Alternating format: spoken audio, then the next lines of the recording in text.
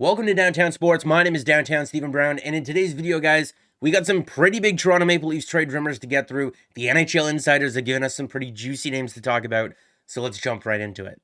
And I don't just mean like hockey rumor 45321 on Twitter. I'm talking about guys like Pierre LeBrun, Frank Seravalli, and Elliot Friedman. And the first of those guys, Pierre LeBrun, on Overdrive the other day, saying that he thinks that the Toronto Maple Leafs could be a pretty good fit for San Jose Sharks forward Timo Meier. We'll talk about the defenseman thing a little bit later on in the video, but for now, I want to talk about the 26-year-old forward from Switzerland, Timo Meier, who's got 26 goals and is a point-per-game player so far this season. With over 200 shots on goal so far this year, you could definitely see why he's got those 26 goals in 46 games so far, and with over 100 hits thrown, which would lead the Maple Leafs in that category, he's definitely one of the very few remaining power forwards in the NHL. When going over what it would cost to acquire a player like Timo Meier, there's a couple of different things to consider. One being his contract, because he's currently on the final year of a deal where he's making $10 million in salary, but only carries a $6 million cap hit. And because the salary on the final year of that deal is $10 million, and because he's going to be a restricted free agent at the end of this season, that means that the qualifying offer in order to retain his RFA status would be for 1 year and $10 million. And the reason I'm not worried about that 1 year, $10 million qualifying offer is because the last time an NHL player took a massive 1 year deal was when Taylor Hall signed that $8 million 1 year contract with the Buffalo Sabres, and it just didn't work out. And that could happen to anybody. Maybe he was kind of asking for it, signing with the Sabres, but you could get injured. The player that you want to play with on that team could get injured. It could just not work out for a number of reasons. So I don't think Timo Meier is going to accept the 1 year, $10 million deal when he could have a guaranteed offer, a guaranteed contract for 8 years and over $60 million very easily. You know, you look at the money that Taylor Hall eventually ended up signing for, probably a lot less than what he could have gotten on a longer term deal just the previous year. And I know a lot of you heard 8 years and $60 million, and you're thinking to yourself, Steven, the Leafs can't afford to do that. And yeah, they probably can't. But because he is going to be an RFA this offseason, because he's not a UFA until the following season afterwards, if the Leafs can't afford him, they could just flip him to another team at the draft. Probably for not as much as what they paid for him, but they could recoup some assets. And if you're thinking to yourself, Steven, that sounds way too much like a video game scenario, why would the Sharks put themselves in that situation knowing that he could just be flipped again at the draft? And that's because the Sharks have games to play between now and the draft, and a guy like Connor Bedard is available with that number 1 overall pick. And even if moving a guy like Timo Meier only increases their chances of getting him by 2 or 3%, teams are going to do ungodly things for this guy. The Buffalo Sabres did it in 2015, and it didn't work out, but if it did, I don't think anyone would have been questioning them. It's the reason why the Arizona Coyotes are shopping Karel Vejmelka, a very talented young goaltender who's on a very affordable contract, is because he's winning games for them, and that's something that they're not very interested in doing because Connor Bedard is available. But diving a little bit more in depth on what kind of player Timo Meier is, we discussed that he takes a lot of shots, he throws a lot of hits, he's a bigger body, he's a power forward, he scores goals, and he hasn't been the greatest defensive player to this point in his career. But so far this season, if we're looking at the San Jose Sharks with him on the ice compared to without him on the ice, the Sharks have actually been a better defensive team. So if the main concern on Timo Meier is his defensive play, well, if we're looking at how his teammates have performed with and without him so far this season, the numbers in gray being with him in the good quadrant, and then the numbers in red being without him, none of his teammates are really any better defensively without him either. So I think this is just a player that has gotten better. I mean, he's only 26, turning 27 years old. He's in the prime of his career right now. So it's not inconceivable to suggest that he's gotten a bit better defensively this year. And there are still some people on the fence about whether the Maple Leafs should go up and bolster their blue line or go out there and get a forward. But when you see stats like this, I know, look, it hurts me to read these off as well, but the Leafs have played 8 potential series-clinching playoff games since the 2018-2019 season. Here are their power play goals and opportunities in those games. They're 0 for 17, and they've lost 5 of those games by just 1 goal.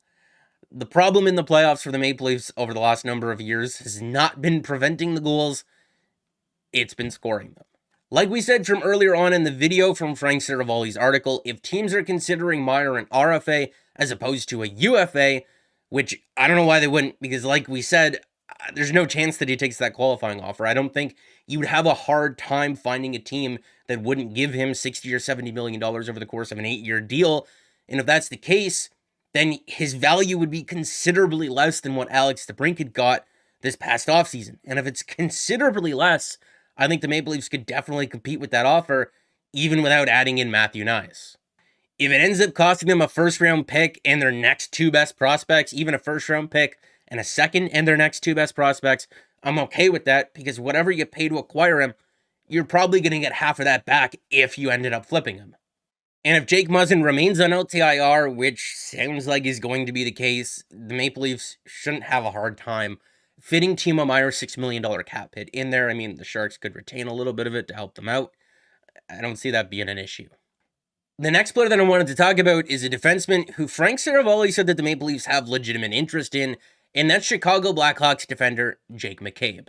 McCabe's currently in the 2nd year of a 4-year contract that's seeing him be paid $4 million per season, and he does have a 7-team no-trade list, but Frank said that he doesn't think that the Maple Leafs are one of the teams on his list, and he also notes that because the Blackhawks are going through the type of rebuild that they're going through, where they're basically stripping it down to the bare bones, maybe the Leafs could convince the Blackhawks to retain some salary over the next 2 years or so, which would definitely make him a more enticing option. And if we scroll a little bit further up, he is a guy who could play both the left and the right side. He's over 6 feet tall. He's over 200 pounds. I'm interested so far. And just to check that he does indeed play both the left and the right side, he's played the majority of his ice time so far this year with Seth Jones, who does shoot right-handed, but he's also played a fairly large chunk of his minutes with guys who shoot left-handed in Jack Johnson, Caleb Jones, and Philip Roos.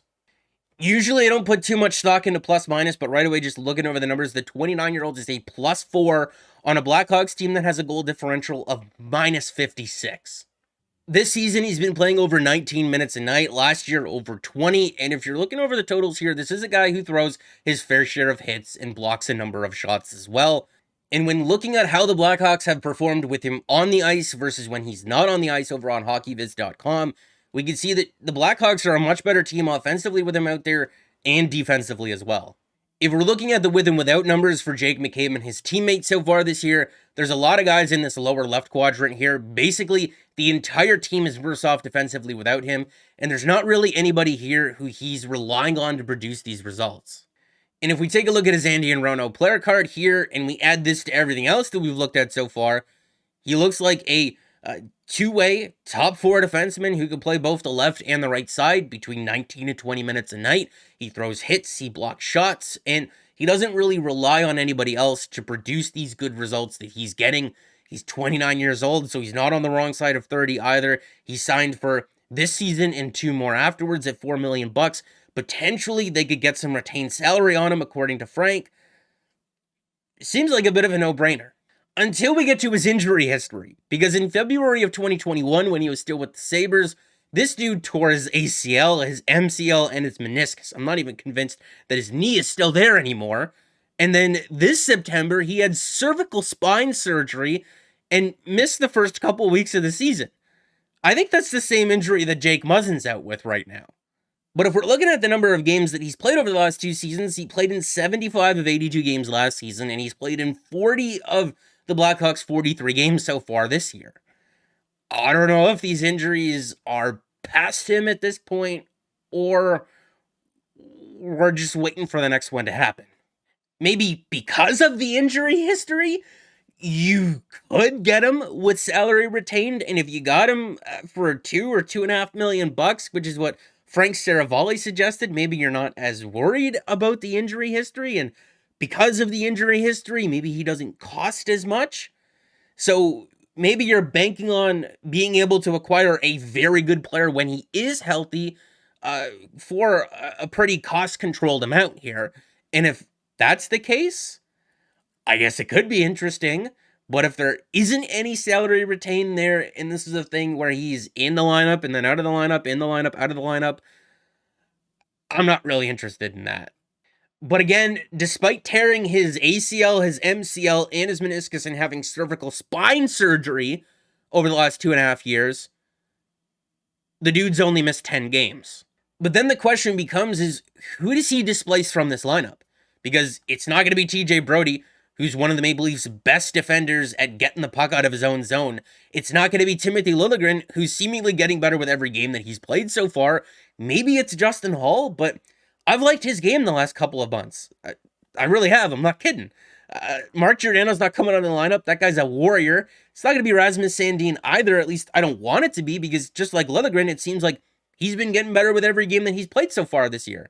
And before you say Morgan Rielly, look, I know I was pretty angry in the previous video, but the thing that you have to understand, yes, he's never been good defensively, but the offense has always been a net positive until this season. If you could get him back to where he was last season, and I know that's an if, he's not playing well right now, but if you can, that is worth way more to the team than anything else you could do with him. So you have to try. That's all I meant. The Leafs outscored elite competition 36-20 when he was on the ice last season. You're not going to tell me that they don't have room for that on the blue line this season. I mean, McCabe signed for the next 2 seasons. Justin Holl is the only UFA defenseman here. Is it a swap like that? You know, are you getting some more cost certainty where you might lose a guy like Justin Holl in the offseason? Maybe he's included in the trade, right? He offsets some of the salary coming in, going out, some of the value as well. Maybe the Blackhawks flip him to another team and they get something for him. I don't know, maybe that makes sense. I mean, both the players kill penalties, so you're not losing anything there. But then again, I like having the defensive depth. I don't want to get rid of Justin Holl. Is this just a luxury that the Leafs can afford? I mean, I don't know if they can go out and acquire both a forward like Timo Meier and a defenseman like Jake McCabe, even if there is salary retention with both players. There would have to be a roster player involved at that point, which, I mean, I'm open to. You know, it might make sense. But at the same time, you know, is this just a case where the Maple Leafs blue line never has to worry about playing even a little bit bumped and bruised? You know, you could just rest guys for the rest of the season, even in the playoffs. You don't have to worry about if a guy's not 100%. You got someone just as good on the back burner. To me, I could definitely make sense of both arguments of going out and acquiring a guy like a Jake McCabe. I really like the player, and if you can get him a bit cheaper and secure some cost certainty on that blue line over the next couple of years because of his injury history, doesn't seem like it's bothered him all too much over the last couple of seasons. Yeah, I'd be a huge fan of that. But if the Maple Leafs don't go out and get another forward who could help them score a power play goal or even just one more goal in a deciding game this year, and it happens again, I don't think we need to galaxy brain this. They're 0 for 17 on the power play in 8 potential series clinching games, and they've lost 5 of them by 1 goal. Please go out and get me the forward. But hey, if they can somehow get both of them without giving up one of Matthew Knies, Timothy Liljegren, or Rasmus Sandin, I'm all for trading a couple first-round picks this year and basically any other prospect that they got. Because these aren't rental players that you're acquiring. The value's not just walking out the door right at the end of the season. In the case of Timo Meier, you may be in a scenario where you can get almost half of what you paid for him back by the time the draft rolls around. And for Jake McCabe, who's going to be here for another 2.5 years if you acquired him, at a very affordable number already at $4 million, never mind if you got salary retained, there's a lot of value there for a very effective player. So I'm okay with giving up more in the process because the value is going to be there with these 2 guys. And for the Leafs, who currently have the 3rd most points in the NHL, the 4th best goal differential, they're top 5 in goals against, they're top 10 in goal scoring, make this your year. Go out and make your team competitive or even better than the Boston Bruins. The Tampa Bay Lightning lost Ryan McDonagh last season. Victor Hedman's kind of struggling so far this year. Seize the opportunity. You know, Ilya Samsonov and Matt Murray, they're catching fire at different times this year. The goaltending has been there. Make this your year. Go all in, especially on players that could give you a lot of value in Timo Meier and Jake McCabe. And just because I really like Timo Meier and I said some nice things about Jake McCabe in this video, doesn't mean that they're the only options out there that would be good for this team. We'll talk about those guys in other videos. So make sure to like the video if you did like it and subscribe for more, because more is always on the way. And guys, I'll see you in the next one.